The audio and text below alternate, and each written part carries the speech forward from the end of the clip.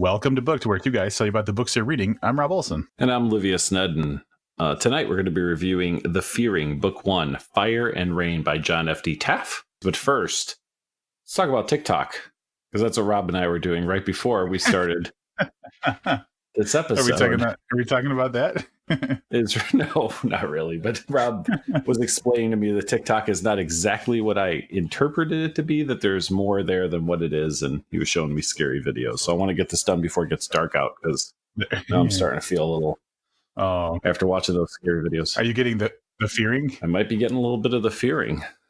Oh. So, how much time do you spend on TikTok every day, Rob? Just out of curiosity. Not a lot. So, and I guess I worry now. I have to explain myself. So, because of younger people I work with, I was introduced to TikTok, and I checked it out just to see, because I'm always big on adapting to the new platforms and stuff like that, and it very quickly became obvious that this was not something that I would be doing myself, but a little bit of it is entertaining. And the thing is, so I found this account on TikTok that is absolutely not teenage people lip syncing to songs, which is essentially what the site's for.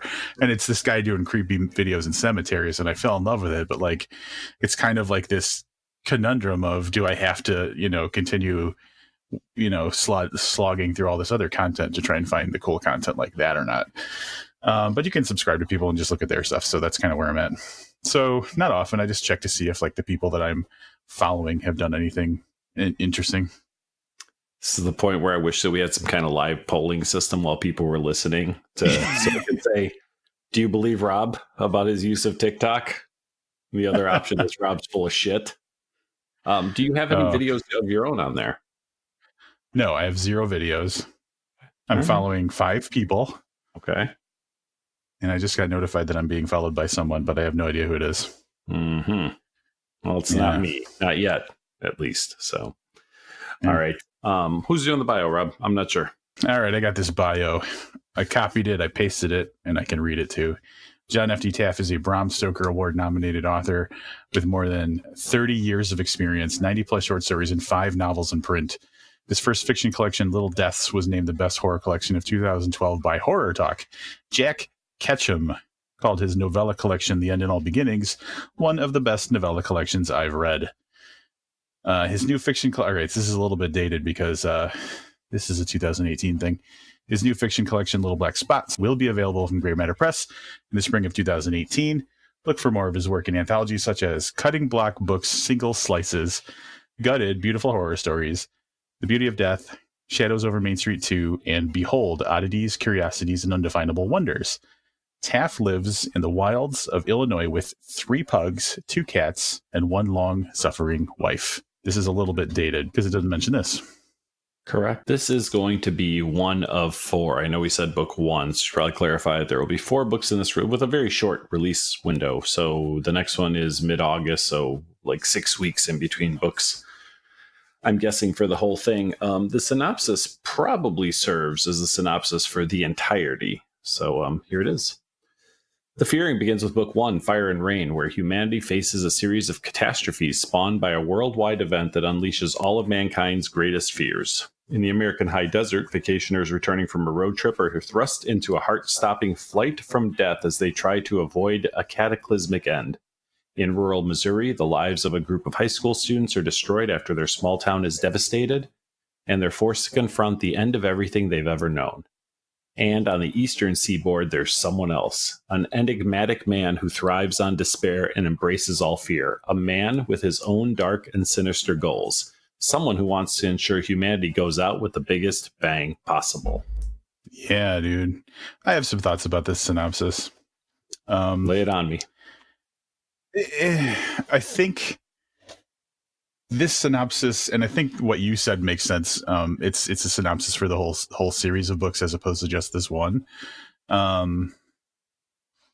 Because even though this is kind of representative of the beginning of everything, the dude on the eastern seaboard does definitely not start out in this book as the thriving on despair, embracing fear guy. It's totally different. So that's a little bit misrepresentative, but I'm guessing by the time you read the entire book that's probably more accurate.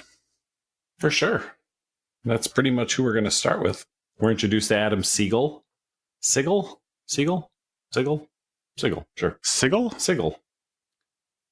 Who is afraid of everything. So we're introduced with him. He's in his apartment on the East Coast, and he's running really low on food. But we start to see his fear of like all the things that he's afraid of that potentially will keep him from even going to get food.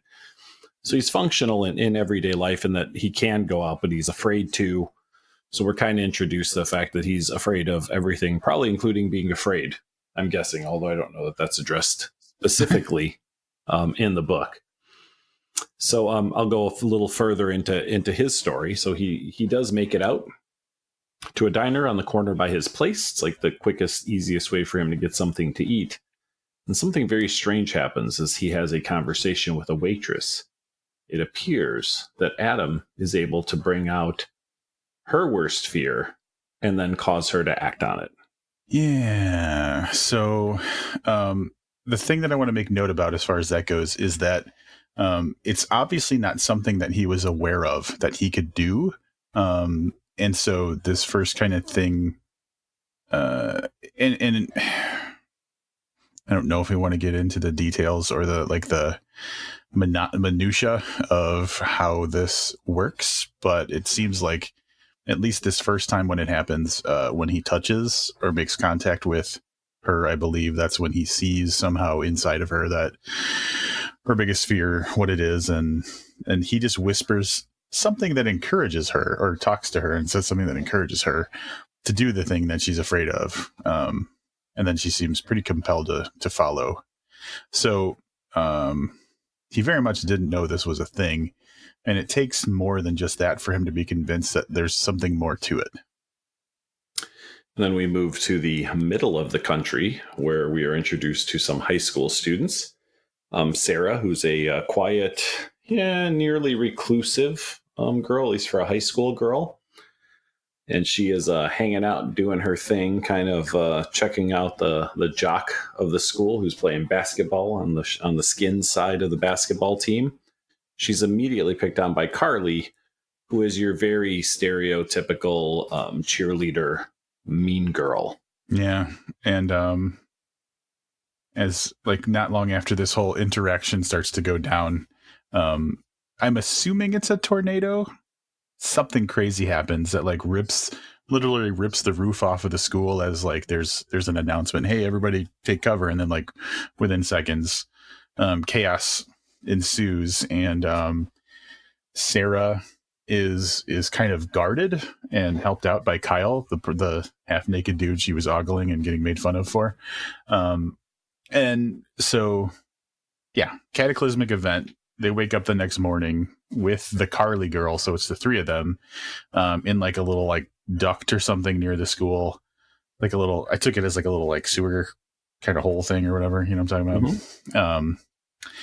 And they look outside to find just utter devastation. Like the school's gone, and like there's no one around. Nothing's happening. It's just like that, like as if everybody's gone and everything's destroyed, basically.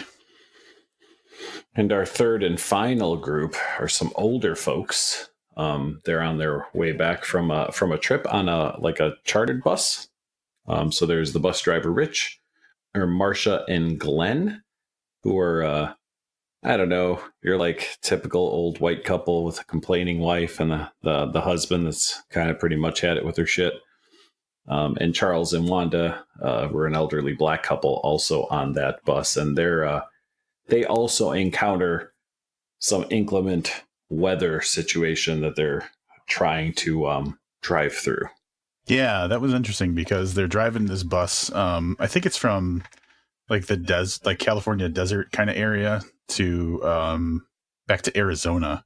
Mm-hmm. And so in their trip, something earthquakey kind of happens, and shit gets real really fast. And so they're kind of encountering the same thing, some weird cataclysmic event that they somehow are the people who survived, and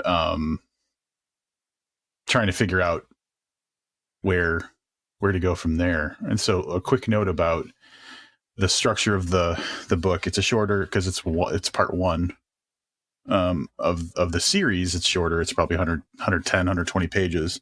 And it's got alternating chapters. So the three different scenarios we just introduced you to just alternate chapter to chapter. So it goes from Adam and what's going on the East Coast. Then it goes to the Midwest with Sarah, Carly, Kyle.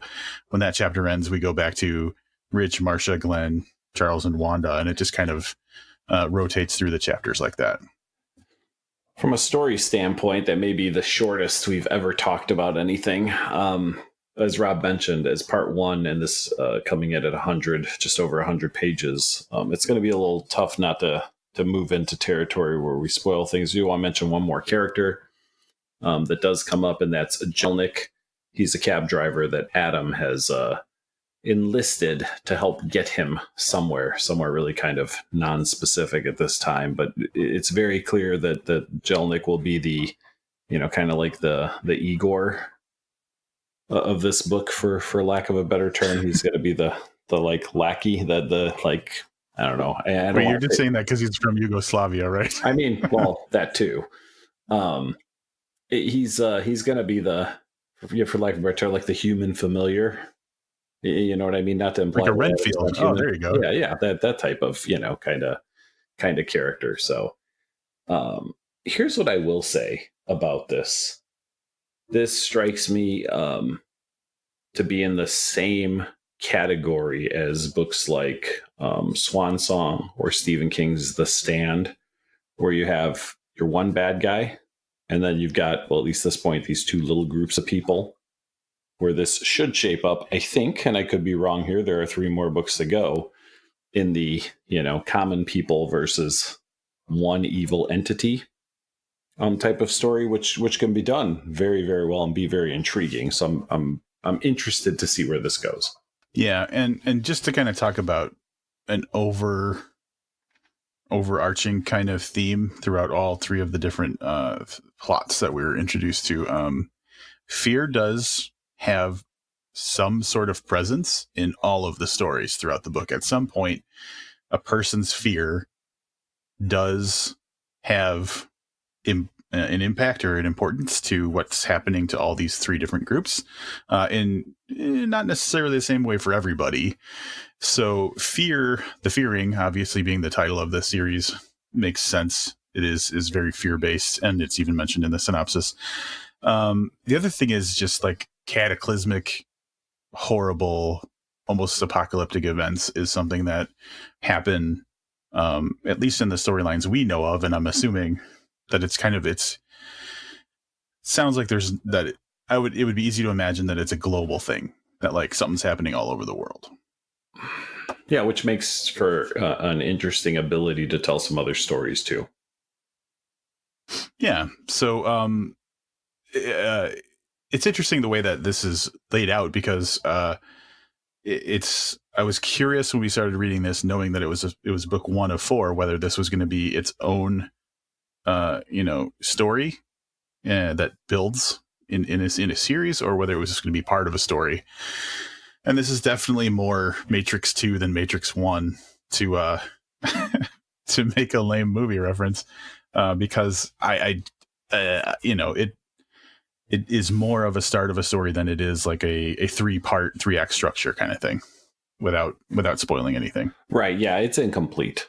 So, I mean, from a story standpoint, I wouldn't be very satisfied at all if I stopped reading here. And I agree with you, and I know exactly what you mean. I go back to 50 Shades of Grey for something that we reviewed here, which felt very incomplete in both of its iterations that we covered here. Not to make too many comparisons between this and 50 Shades of Grey. But yeah, it is definitely not on a standalone. One of the things, obviously, we're going to ask Mr. Taff about is the choice to do this as not one complete volume versus individual parts. The one thing I like, and again, it's so hard because I don't want to spoil any of this for anybody, but I do want to say that there's an interesting factor at play here. And I'm trying to think of how to phrase this. So typically, you have an antagonist, and maybe that antagonist has one ability to do something. So if we take this as let's say we try to take it as a disaster story, the disaster story would be people have fought through the worst earthquake ever, or they fought through an avalanche. You know what I mean? Like there's one disaster. This literally opens itself up to the possibilities of anything and everything you imagine can be thrown at any of the people in this story, which does make it interesting because it makes it unpredictable. And I will say that at least one part in this book was super unpredictable for me. And it really caught me off guard and intrigued me even more than the stuff that came before it.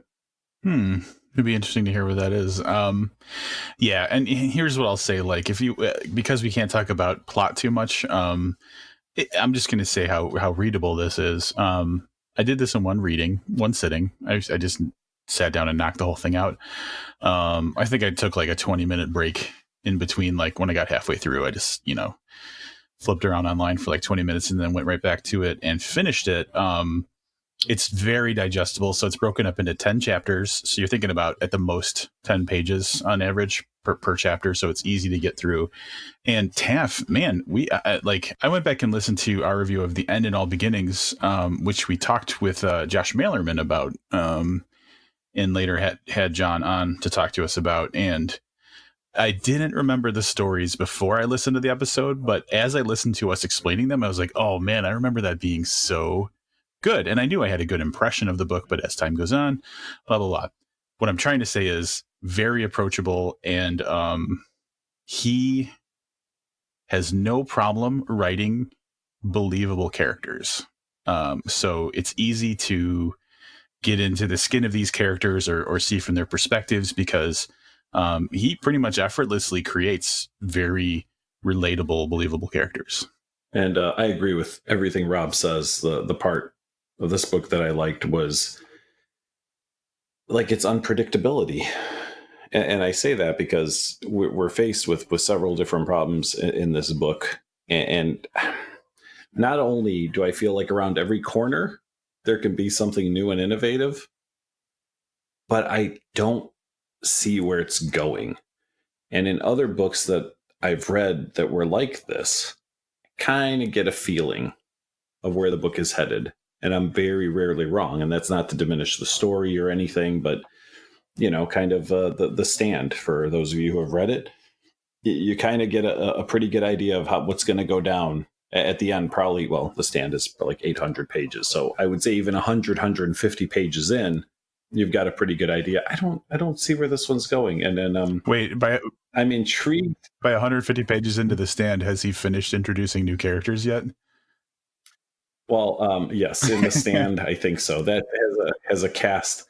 Well, but I'm trying not to take away from the fearing in this, right? It's a pretty similar setup. Like, you kind of know who the bad guy is. You start to see these groups of people. You get the idea these people are going to meet up and face up against the bad guy. Although I think this is going to go in that general direction, I can't see the showdown. So does that make sense? Yeah. For you that have read it, you know what I mean? For other people, that might not make a lot of sense, but I'm struggling to see where this is going to go. And quite frankly, it's enough to get me to read book 2 when it comes out. So I guess a good job there, Mr. Taff, on getting me to read book 2. But it definitely, I think, is the kind of series. And again, now I'm not just speaking from what I read, but based on what I read, I'm going to speak for the next 3 books. I think is going to keep readers on their toes throughout. All right. Obviously, when we review books, we do wrap-ups. Liv, do you want to kick it off? For sure. I think I've said everything I need to say about this book, so I'll kind of rehash it here. I'm very intrigued. I like where this is going, even though the structure feels familiar from numerous books. I mentioned a couple, but there are numerous books in the horror genre that follow this path. I'm very intrigued by the antagonist and for lack of a better term, for his abilities. I feel like there's going to be some surprises. And like I said, at every turn, literally, and I'm really, really curious to see how it goes. The writing is terrific. It's a nice, quick read in that, like, it doesn't get bogged down in anything. It moves super quickly. I'm very excited about reading book 2. I have to give it a rating on what I've read, right? So I guess at this point, I'm going to give it 5 stars for its first quarter. Yeah, I guess that's the trick, because we have to rate this as its own book, even though it's absolutely not its own book. So I was scrolling through Twitter, and I was like, I had searched for The Fearing just to see, and like it was just like my 5-star review of The Fearing, my 5-star review of The Fearing, and I'm thinking to myself, this book isn't a standalone, so it's unusual. It would be like if we read a quarter of a book and rated it. So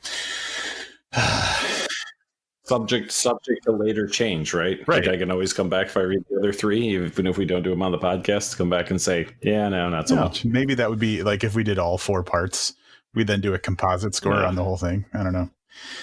I have to be honest. I don't know how we could, because then literally it would be what we don't do, right? Which is get too deep into a book, and we'd at some point have to talk about the last quarter of the book, and either we'd have to be so vague as to make it unintelligible, right, or spoil the shit out of it, or spoil the stuff that they didn't want to spoil in the earlier books. It's just weird. So yeah, probably not going to happen. But so I'll just do a quick wrap up as well.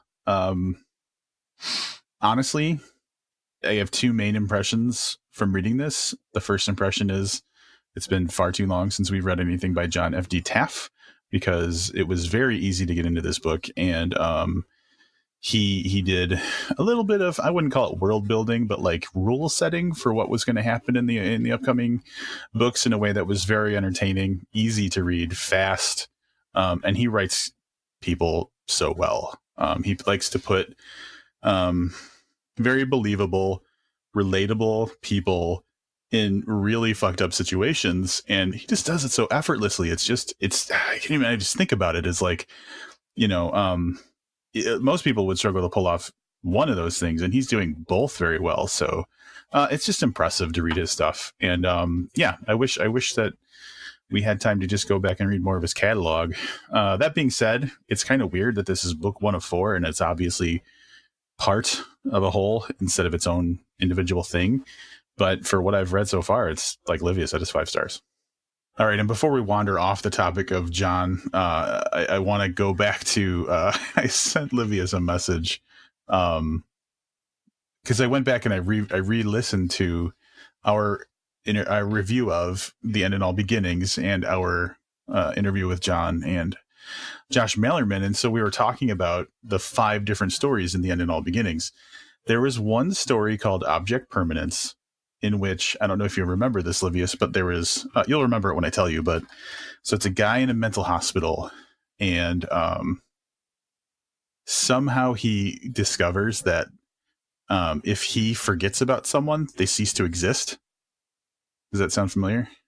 Oh, yeah. I remember that. So the whole story is like, so he's in this mental hospital and he wants to get out. So he just forgets everybody who works in the mental hospital. And that's how he escapes. And he goes back home, and he kind of has an antagonist in his like grandmother or whatever, who does something similar with her memory, where she's kind of holding the town in stasis the way she remembered it. And so like they're kind of squaring off. So the funny thing about that is when me and you and Josh were talking about that story, Object Permanence, you said that because Twilight Zone was mentioned in I think John's bio or something like that, maybe even on the book cover or something, or acknowledgments or somewhere. And so you said of all the 5 stories in the book, this one would be like the most likely to be like a Twilight Zone story. Like you could see it being a story in like a new Twilight Zone. Do you remember that? Yeah. I don't remember saying it. I remember the story, and I could see why I would say that. So cut to like this year, they come out with a new season of like a new series of Twilight Zone. And what's the first episode? It's an episode where a comedian can basically make someone cease to exist. Mm-hmm. And I was like, I'll be goddamned if you didn't predict the future. So that's 4 years ago you said that. Yep. That's my superpower, Rob. I can predict what stories will wind up being televised. David James Keaton has that same power, by the way, if you've been following him on social media. Yeah. So like, are we back to the Under the Silver Lake? Is that what it's? Yes. Well, to be fair, and again, I try to spend less and less time on social media, but I feel like that's not the only thing I've seen from him. Yeah. Well, yeah, if you ask him, every idea he's had has been added into. But the Under the Silver Lake one is interesting, and like he has a laundry list of things, just remarkable similarities between his book Last Projector and the movie Under the Silver Lake. But I didn't see it when I was watching the movie. I can understand it in retrospect, but yeah. So maybe you and Keaton. I'm not necessarily. Yeah, I'm not necessarily. I don't want to make it sound like I'm disagreeing with it, but yeah, because I can see some of that shit too. You and Keaton need to get together and like just start copywriting all your ideas or something, because you're getting scooped. All that money is just getting. Yeah. There you go. Did you watch the rest of the Twilight Zone? No, I made it to the 3rd episode and I just got tired of it. It just wasn't capturing my attention. I mean, I don't know what it is, but it didn't give me that. So like when I think of Twilight Zone, I think of like the twists at the end are supposed to just completely like gut you. Like the floor is supposed to go out from under you, right? That kind of thing. Yeah, in a lot of cases, yep. And it just didn't. Like I thought, oh, that's clever, or oh, all right, I get it. But I never like it was never like, whoa, like mind blowing. So I just kind of, yeah. I guess I got to 4. I think I watched 4 episodes of it, and my thought was the thing. And I haven't watched Twilight Zone in a while. I mean, every now and then one will be on or whatever. Like the Sci-Fi Channel does a New Year's Day marathon. I'll usually put that on for a little bit. I felt like they were a little subtler, and this one felt like here's Twilight Zone if someone used a sledgehammer to beat their point home. I see. It just felt very heavy-handed, and yeah, so it wasn't for me. I was really excited at the premise. I can't think of his name. Who's the showrunner? Jordan Peele. Yes, him. Yeah. I saw his first movie. This name eludes me now.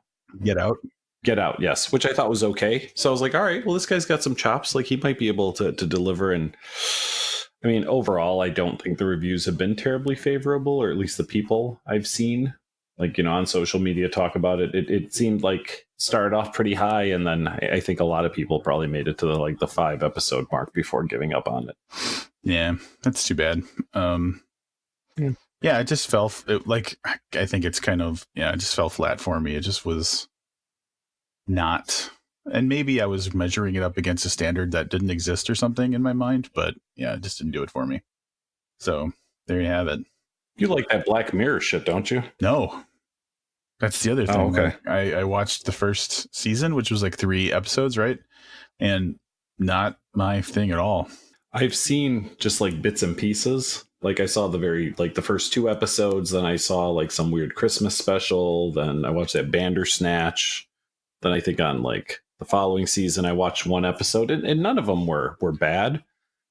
I think that type of storytelling works best in that like half hour format. Yeah. I just felt like they all went on for too long. So I don't know. Everyone I know keeps saying, "Oh, do you watch it? Do you watch it? It's really good. It's really good." And I go, "Yeah." I mean, the nice thing about a series like that is you don't have to watch straight through. I could literally, if someone said this episode is great, I could put on just that episode and not feel like, right.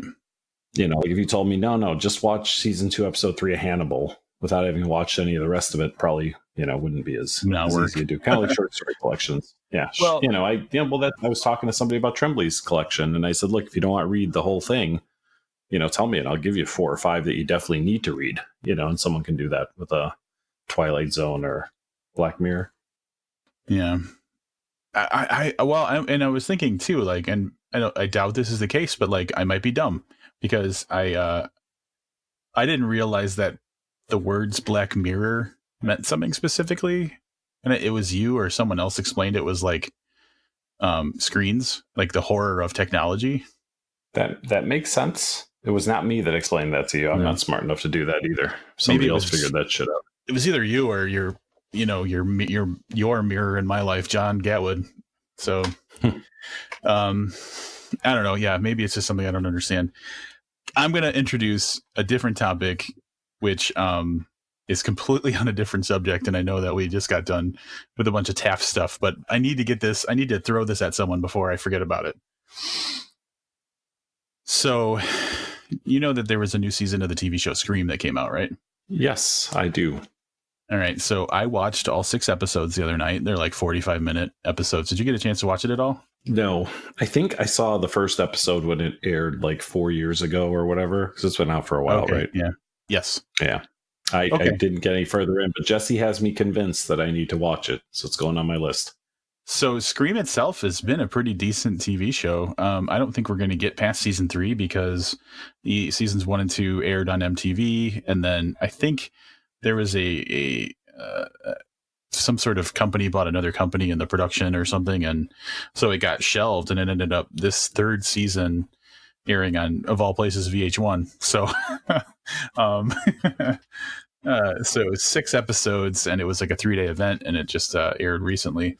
The reason I was excited about it is because Dennis Widmer is one of the directors of 2 of the 6 episodes, with his partner, whose name eludes me. But they did Pet Sematary together, the new Pet Sematary. They did Starry Eyes together. So I was excited to see their take on the Scream thing. Now, did you have you watched any of the TV show Slasher? Kind of the same thing. I think I saw 2 episodes of it. Okay, so you're no help with me at all. So I'm just gonna lay out. I'm gonna lay out a premise, and then I want to discuss this. So, Scream, going on the tradition of the Scream movie, but then also this like slasher TV show is that you don't know who the killer is kind of set up, and that is really fucking tired. Like I don't think I can get excited about a who's the killer ensemble cast like thing anymore, because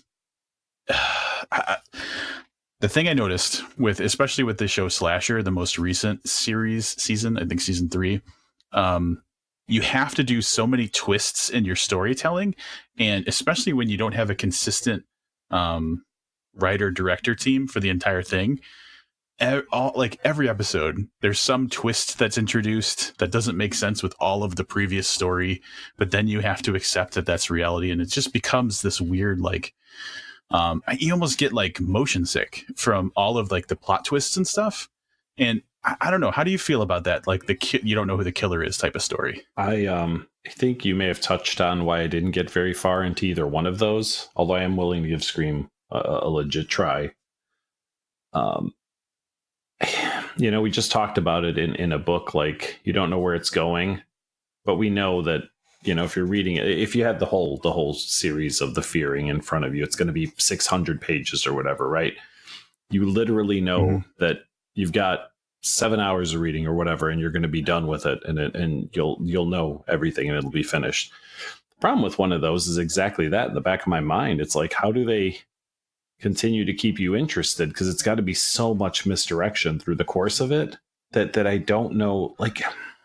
And maybe the story loses steam because there's not a story. It's a bunch of, like you said, twists and turns. Yeah. And that's and I think that in the back of my mind is a little bit what hindered me from watching either one of those to their completion. Yeah. It was only something that I came to probably when I was watching that latest season of Slasher, but it really had an impact on my impression of this Scream TV's season. And I think that, the problem is, so like in a 6 episode series, you figure out who's the targets, and then it's 6 episodes of just like one person in one episode could be obviously not the killer, and then the only option of who could possibly be the killer, and then they're the only person that you trust, and that and it just goes back and forth so much that it is completely removed from reality. So yeah. And then I was thinking, like, what do I want to see? And I had a thought. What if there was this, like, there's a, you don't know who the killer is thing, except for the viewer knows who the killer is. So, like, the entire interest of the story is watching the other people try and figure out what you already know. Yeah, I mean, I think that would work. I feel like maybe I've seen something that was like that, because then you almost get the only thing something that came to mind was that Netflix series YOU with Penn Badgley. Oh, I didn't watch that. And in that one, yeah, it's really good. And I'm not giving, this is like episode 1 stuff, right? Penn Badgley of Gossip Girl fame is a stalker. But I mean, he goes to extreme lengths. I know what you're talking about. So you kind of, but you know what I mean? So you know that he's quote unquote the bad guy. Yeah. And the fun in it is watching him evade capture. Okay. Evade getting caught by, that he's a stalker, or he gets into these weird situations. So the fun of it, there's a lot of debate online, right? Like, why are you rooting for this guy? He's this total piece of shit stalker and stuff. But the TV show puts you in that situation. Right. It's, Robert De Niro in Heat. You're not supposed to be rooting for the guy who's robbing the bank. You're supposed to be rooting for Al Pacino. But let's face it, not one fucking person rooted for Al Pacino. The whole thing was, how's Robert De Niro going to pull this off? Well, but that's, know what I mean? It's just, in this case, it's a guy who's stalking a woman, which obviously is a terrible thing. But you can't watch it and not want him to get away because of the setup. So that kind of thing can definitely work. I think I really liked You, and there's a season 2 coming, which was a little bit of a surprise to me. I like You too, as I didn't think. Yeah, thanks, buddy. So yeah, but yeah. See, now that you say that, now I feel like maybe I shouldn't watch Scream. By the way, there are 23, I think, total episodes of Scream, which puts it. I was gonna say, when you said like 6 episodes, I was like, well, if you run one season of it, that's just like a long movie, right? Like 2.5 hours or so of actual screen time. 23, on the other hand, yeesh. That's a lot of hours to see one story unfold.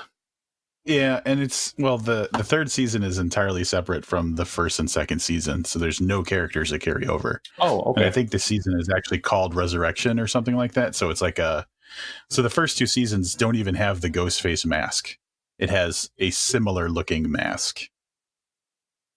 So this is kind of a different, the season 3 is kind of a different approach than seasons 1 and 2 do connect with each other. Like, it's a continuous story, but 3 is totally separate. So got it. And now that I say that, the 23 episodes, I was actually doing that from a character's, like an actor's perspective. Oh, like so the people who have been at the most are 23, and you're right, that just says 2015, 2016. So the original run is 23 episodes. Gotcha. Anyway, yeah, I'm just really tired of, I would like to see someone blow open the whole, like, nobody knows who the killer is thing, because it is completely uninteresting to me anymore. To be honest with you, I don't know what I'm excited about I mean, I still have TV shows that I'm loyal to and excited to, continue to watch the stories, but man, anything new has really fallen flat for me lately, at least anything long form. I think, did we talk about in the last episode? I watched Hannah on Amazon Prime, which is what I believe will be a limited run. I like that. Yeah. That was like 8-10 episodes, but I think that's all that's going to be.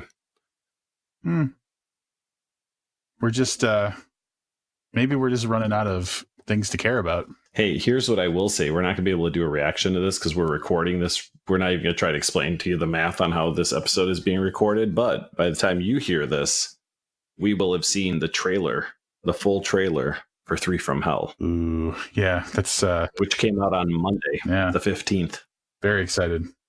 Very excited about that. Very, very excited about that. Rob and I will have a movie date where we lay down recliners next to each other and our fingers touching the buttery popcorn. We'll be bringing you that in some format. Oh, God.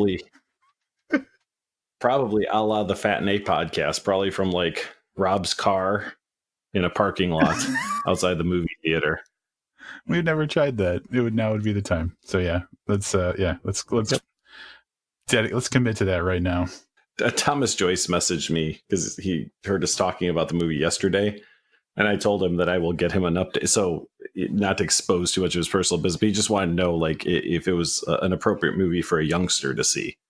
And I said, yeah, other than maybe a little bit of language, that nothing struck me as odd. And then my response to that was, I'll let you know all 3 from hell. Is something that an 8-year-old can go see. So Nice. we're going to see if I can get him to take an 8-year-old to see 3 from hell. Fingers crossed on that one. Yep. The kid walks out and they're like, everything's fine except for they didn't see the first 2 movies, so they don't know what's going on. Right, exactly. Yeah.